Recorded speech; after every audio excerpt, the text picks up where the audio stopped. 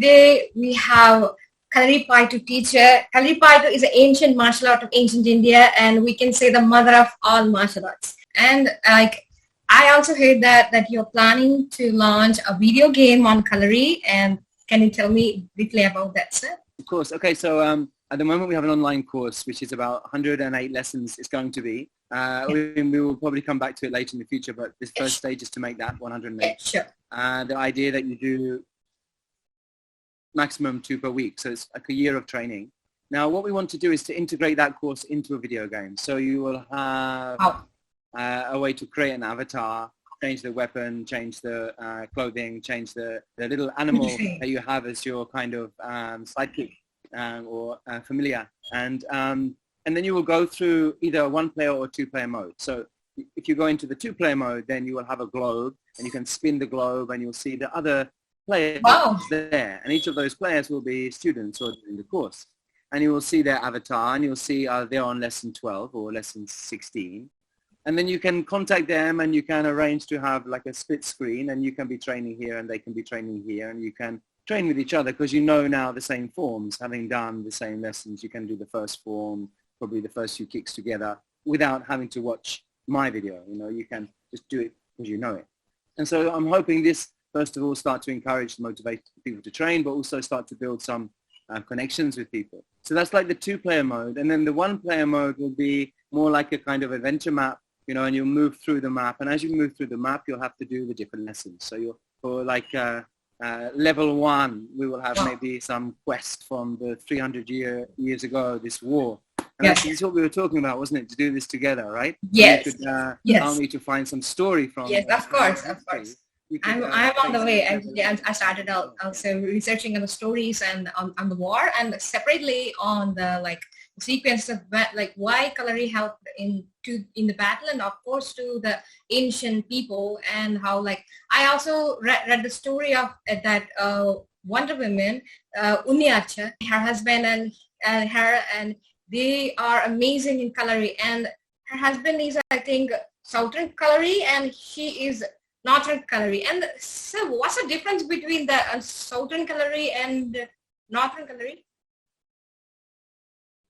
Okay.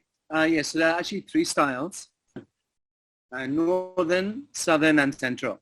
And as a very brief general answer, we can say Northern style is more based around the use of postures.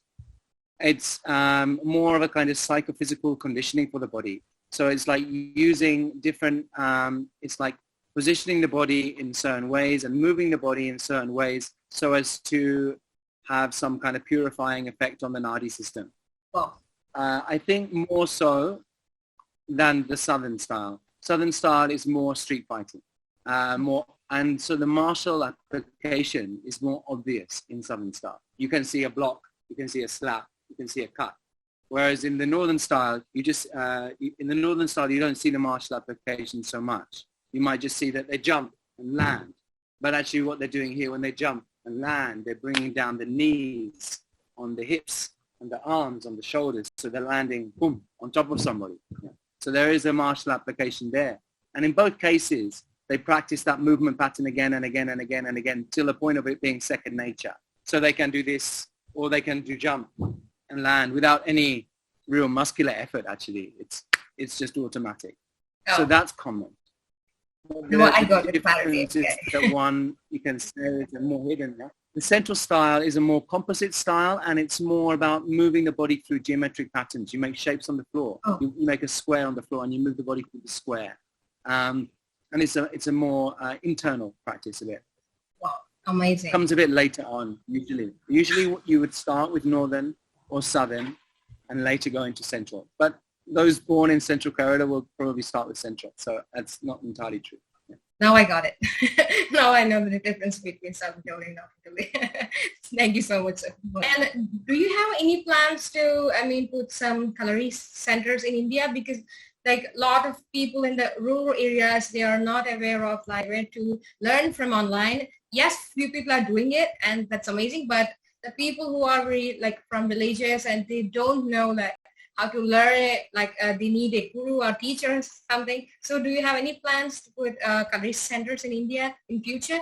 Okay, so what I'm planning to do, and I've kind of got some stages to this. The first one is to through creating an app, or this video game app that we're going to have probably ready by next year, end of next year, maybe earlier, maybe middle. Is that we will have a way to make the course available, at least the first 2 levels of the course, or available to all Indian children for free. So this is what I want to do first of all. But to have the infrastructure that can handle that, we need to have it on an app. It can't be like at the moment we give the course through a server, so that we can't do it through that. Or if we do it through YouTube, we can't discriminate between children and adults in terms of giving it for free. So if we make an app, I think we can do that. So what we're going to try to do is to find youth organizations who have, lists of children, and we can then give the codes to those organizations and they can spread out. So in that way, we can start to get this app to kids. Now, what I'm then hoping is that we can have some people that we can train up to the level of being teachers in different areas, or we can do some kind of courses. I can come to India and do some courses for the Indian students that we have who are a bit older, and they might be able to then get certified as a teacher and then go off and do that. It would be easy if we can establish some funding. It's not impossible for us to run a YouTube campaign to raise some money. That's another thought that I have. If we run a YouTube campaign, maybe not now, but 6 months from now, when we've got 30,000 followers, then realistically we could get enough money perhaps to build something. So yeah, all this is possible, and it's definitely, if you've got any ideas how to make it happen, or if any of your viewers have, I'd be very happy to hear that. Sure. And this is beautiful initiation. And just to say, in the meantime, before the app's ready, we've got, we're going to start to run like a WhatsApp course, so people can do the course for free through WhatsApp for at least 2 weeks or a month, and so people can reach out in that way as well. I'll provide you with the number for that. That's beautiful initiation, sir. I really appreciate that. But this is a wonderful opportunity for everyone in like any country, because it's a rare opportunity that you're giving an ancient art even initially for free. That's a beautiful idea because it's rare, and I haven't seen that, because you in your YouTube channel you kept Lohar videos for free, and even I suggested my friends to go there, and they are saying that it is helping them in their workouts and all of that, and I'm getting a good response about that, and I'm very, very, very happy to know your initiations in for future and even for now, that are giving free for kids, and it's amazing. Yeah, I mean, there's some people can pay for it and some people cannot, so it's fine. We don't need everyone to pay for it, as long as there's enough money to come in to make it so we can keep doing it, keep producing the film, then that works, right? So it's finding a balance of that. And I think we can start to find that now. Yeah. Amazing. Do you have any plans to collaborate with Vidyut? I mean, like FNS video, like that? I don't know how we contact him. Yeah. I would love to. Sure, that would be great. Sure, it would be great for Kalari Lab, and it would be great for Kalari in general. So if there's anyone who knows of me way I can speak to him, please, set that up. But I think and for sure, I'm hoping for that. Sure, it will happen, sir. Everything is possible. Yeah, and if I ask you that, what are the main benefits if one learns Kalari, even initially, maybe from childhood or from now? And I believe that there is no age for learning. But what are the main benefits for people, sir? Yeah, so there are physical. So there are physical benefits and health benefits, which we don't necessarily appreciate. First of all, I mean, when I see that the guys who have done this for their whole lives in India, they are in very good condition.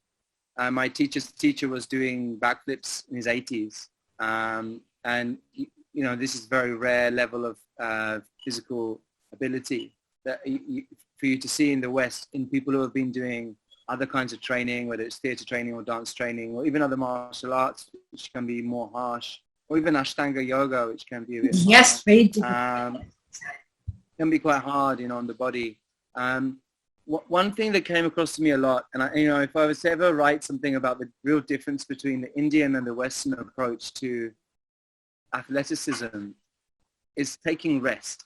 I was always advised to take rest when I was in any way not up to shape. I hate it. And that attitude, when I went then back to Poland and worked in a theatre company in Poland, was just not accepted. And this is a real difference. And I think it leads to longevity, or it leads to early destruction of the body, depending on whether you take rest or not. So I think in the way of Kalari, there are many, many valuable lessons like that, first of all. Then there is, of course, the physical benefits of you becoming stronger, more flexible, more balanced, more coordinated, more explosive in your muscle strength, able to jump higher, able to do things that you couldn't do, even imagine you could do if you just train for a few months. The body changes very fast. And then there are the more emotional, mental, psychological, spiritual aspects. You feel more confident, you feel more grounded, you feel more focused. After training, you can sit and study for 2-3 hours uninterrupted, no problem. Your mind is on the ball. I also heard about treatments in Kalari and the Kalari massage, and then like one gets injured, and That's right. there are lots of it. Yeah, I get that. It's a beautiful aspect. I mean, there's a whole system of massage, for example, and acupressure. So the mama points on the body is going to harm or heal that person. So in the martial art, we learn to close these places, to paralyze or to kill the person. Yes. In the healing aspect, in the healing side, we learn to open them. Because if there is any area of the body where there's a problem, then this point will be affected. It will be to some degree, you can say, closed. So we are working to stimulate, open, relieve, and access, if you like, the electrical body or the energetical body through these points.